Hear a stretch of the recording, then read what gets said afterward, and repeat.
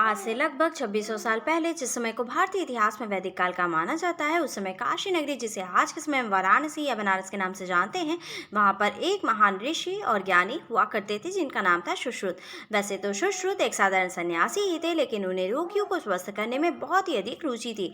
जब वे किसी को बीमार देखते थे तो स्वाभाविक रूप से उस बीमार व्यक्ति के प्रति सुश्रुत के मन में उसे ठीक करने की भावना जागृत होती थी। उसी कारण उन्होंने काशी के महाराज देवदास से चिकित्सा संबंधी बहुत सारी जानकारी प्राप्त की, जिसके बाद जाने माने वैद्य वो बन गए और युद्ध में घायल सैनिकों का और नगद में आम लोगों का इलाज करने लगे। सुश्रुत वैद्य सैनिकों की बाहरी चोट तो ठीक कर लेते थे, परंतु जब किसी के हाथ पैर टूट जाते या फिर उन्हें कोई अंदरूनी चोट लग जाती थी तो वो चिंतित हो जाते थे। और इस तरह से परिस्थितियों को देखते हुए उन्हें सर्जरी करने की भी प्रेरणा मिली। उन्होंने अध्ययन करना शुरू किया कि किस तरीके से शल्य चिकित्सा के द्वारा मनुष्य के टूटे हाथ पैर और किसी और अंग को जोड़ा जा सकता है या उसके शरीर की आंतरिक गड़बड़ी को ठीक किया जा सकता है। उस समय खतरनाक अपराधियों को दंड स्वरूप उसकी नाक काट देने का दंड दिया जाता था। एक दिन जब सुश्रुत ने एक अपराधी व्यक्ति को उसकी नाक काटते हुए देखा तो उनके मन में इस विचार ने जन्म लिया कि इसकी नाक को पुनः कैसे औषधियों द्वारा जोड़ा जाए।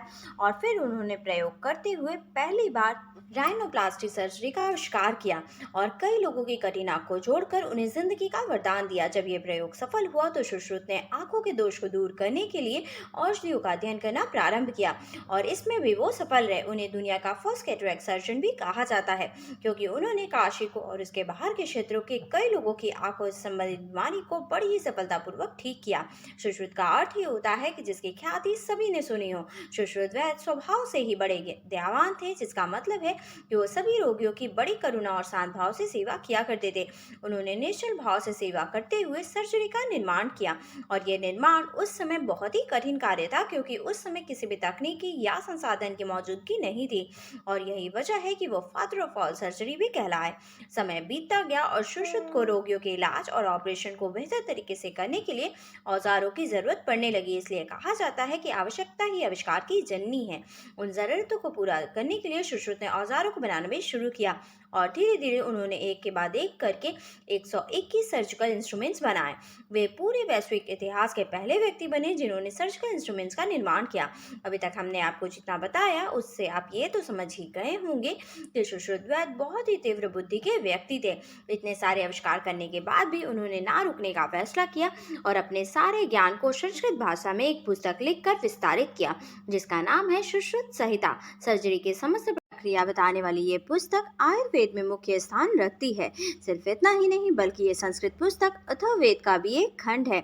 इस पुस्तक से पता चलता है कि उस समय सबसे पहले सुश्रुत वैद्य ने कैसे बिना उपकरणों और बिना किसी सर्जिकल नाइफ के मनुष्य के शरीर के आंतरिक भाग का अध्ययन किया। उन्होंने अपनी किताब में मनुष्यों के शरीर के अंदर की हड्डियों के ढांचे का बारीकी से अध्ययन करके एक एक चीज को विस्तार से लिखा। आप उनके तरीके को जानकर हैरान रह जाएंगे कि किस तरीके से वो मनुष्य के शरीर को बिना काटे उसके कंकाल तंत्र का अध्ययन किया करते थे। दरअसल वो पहले मृत शरीर को पानी में डिकम्पोज कर देते थे, जिसके बाद जैसे जैसे मनुष्य का शरीर डिकम्पोज होता जाता था वैसे वैसे सुश्रुत उस मृत शरीर की चमड़ी की एक एक लेयर का बारीकी से निरीक्षण कर उसका अध्ययन किया करते थे। इस तरह से निरंतर गहन अध्ययन करने के बाद उन्होंने सिजेरियन सर्जरी, एब्डोमिनल सर्जरी और ब्रेन सर्जरी जैसे कठिन सर्जरी में भी सफल प्रयोग किए। ये सभी कुछ ऐसी सर्जरियां हैं जिसको आज अंजाम देने के लिए ना सिर्फ करोड़ों रुपए की लागत लगती है, बल्कि उसके बाद भी पेशेंट के जीवित बचने के चांसेस बहुत ही कम होते हैं। वहीं दूसरी ओर सुश्रुत संहिता में बताए गए माध्यमों के अनुसार ये सभी सर्जरियां बहुत ही कम लागत पर और सफलतापूर्वक की जाती हैं, जिससे ये कहा जा सकता है कि आज विज्ञान और तकनीकी के इतना विकसित हो जाने के बाद भी हम सुश्रुत जी से कुछ कदम पीछे ही हैं। संहिता के अध्याय 1.16 में कटी नाक को दोबारा शरीर पर जोड़ने की पूरी विधि भी बताई गई है, जिसे राइनोप्लास्टिक सर्जरी कहा जाता है। सुश्रुत संहिता की ये पुस्तक चिकित्सा पद्धति की जननी कही जाती है। इस अनमोल पुस्तक में औषधियों और चिकित्सा पद्धतियों की ऐसी अनमोल जानकारी दी गई है जो दुनिया की बड़ी से बड़ी बीमारियों को ठीक करने में सक्षम है। यही कारण है कि हजारों साल बीत जाने के बाद भी इस पुस्तक का कई भाषाओं में विद्वानों द्वारा अनुवाद किया गया। 19वीं शताब्दी के शुरुआती दौर में डॉक्टर फ्रांसिस्कस हैसलर ने इस संस्कृत पुस्तक को लैटिन भाषा में और मैक्स मूलर ने जर्मन भाषा में ट्रांसलेट किया। इसके बाद सन 1960 में कोलकाता के रहने वाले कविराज कुंजलाल ने इस किताब को इंग्लिश में ट्रांसलेट किया। इस किताब के अलग अलग भाषाओं में अनुवाद होने से महर्षि सुश्रुत और उनके पुस्तक को राष्ट्रीय और अंतर्राष्ट्रीय पहचान तो मिली, लेकिन समय के साथ साथ उनके महत्व में कमी आई।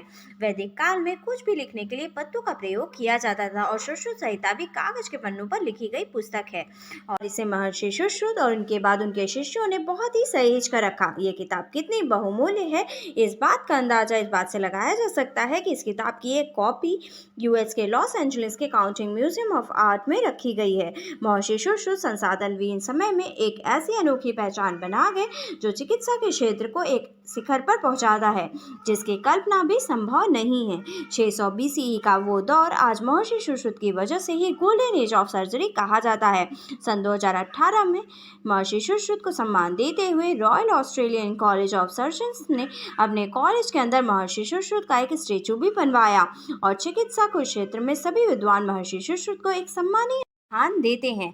हमारा आज का वीडियो आपको कैसा लगा हमें कमेंट करके ज़रूर बताइएगा। आज के वीडियो में बस इतना ही। For more such interesting video like and subscribe my channel. Thank you. Bye bye.